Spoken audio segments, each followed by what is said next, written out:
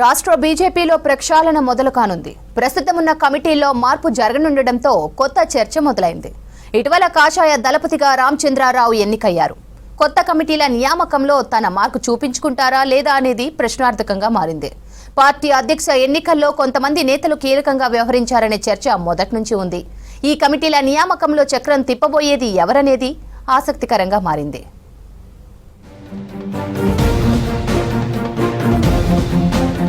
BJP రాష్ట్ర సారథి బాధ్యతలు చేపట్టిన రామచంద్రరావు పార్టీ ప్రక్షాళన దిశగా ఆపరేషన్ మొదలుపెట్టారు. రాష్ట్ర కమిటీలో ఎవరికి ప్రాధాన్యత ఇవ్వాలనే దానిపై కసరత్తు చేస్తున్నారు. ఆయనకు ప్రత్యర్థి పార్టీల కంటే సొంత పార్టీ నుంచే ఒత్తిళ్లు ఎక్కువగా ఉండే అవకాశాలు కనిపిస్తున్నాయి. క్రిమినల్ లాయర్గా పేరు పొందిన రామచంద్రరావు రాజకీయాల్లో మాత్రం సాఫ్ట్గా ఉంటారనే పేరు తెచ్చుకున్నారు. డమ్మీ అని ప్రచారం చేసిన వాళ్లకు డాడీ అవుతానని ఘాటుగా స్పందిస్తున్నారు. బీజేపీలో కీలకమైన నేతలు ఎక్కువగా ఉండడం, వారిని బ్యాలెన్స్ చేయడం రామచంద్రరావు ముందున్న అతిపెద్ద సవాల్.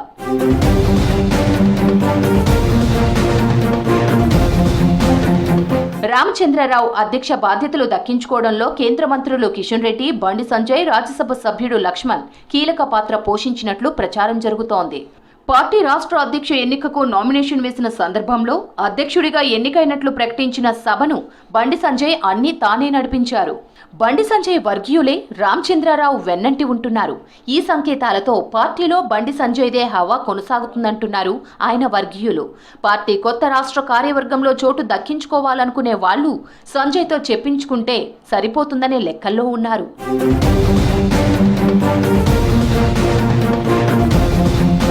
పార్టీ వ్యవహారాల్లో కిషన్ రెడ్డి రూటే సపరేట్. సైలెంట్ గా తన పని తాను చేసుకుంటూ పార్టీపై పట్టును నిరూపించుకోవడం ఆయన ప్రత్యేకత.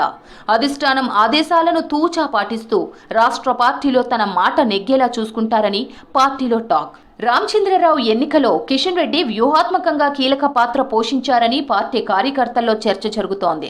రాజ్యసభ సభ్యుడు లక్ష్మణ్ కూడా తెలంగాణ బీజేపీపై తన మార్కు ఉండేలా చూసుకున్నారని గుసగుసలు వినిపిస్తున్నాయి. ఇక మిగిలిన ఎంపీలను, ఎమ్మెల్యేలను కొత్త సారథి ఎలా డీల్ చేస్తారనే దానిపై కార్యకర్తల్లో విస్తృత చర్చ జరుగుతోంది. ఎవరి లోక్సభ స్థానాల పరిధిలో వారికి ఫ్రీ హ్యాండ్ ఇవ్వనున్నట్లు ఇప్పటికే కొత్త కాషాయ దళపతి ప్రకటించారు. ఇందులో కీలక నేతలను కూడా ఎక్కడికక్కడ వారి లోక్సభ స్థానాలకే పరిమితం చేసి పార్టీలో ఆధిపత్య పోరుకు చెక్ పెట్టేలా రామచంద్రరావు వ్యూహ రచన చేస్తున్నట్లు ప్రచారం జరుగుతోంది. పార్టీలో విభేదాలు లేవని అందరం కలిసికట్టుగా పనిచేస్తామంటున్నారు బీజేపీ రాష్ట్ర అధ్యక్షుడు రామచంద్రరావు. అందరం కలిసి తెలంగాణలో కాషాయ జెండా ఎగురవేస్తామన్నారు.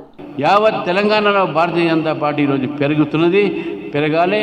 మన ఓటు శాతం కూడా పెరిగింది కాబట్టి మనకు నమ్మకం ఉంది. ఆ ఒక నమ్మకంతోనే మన అందరం కూడా ముందుకు పోవాలి. ఆ విశ్వాసంతోనే మనకు ముందుకు పోవాలి.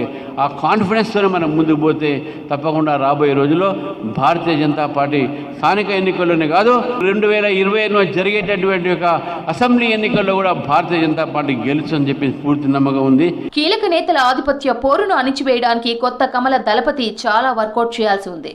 అయితే కలిసికట్టుగా పనిచేసి తెలంగాణలో కాషాయ జెండా ఎగురవేస్తామని చెప్పుకొస్తున్నారు బీజేపీ నేతలు.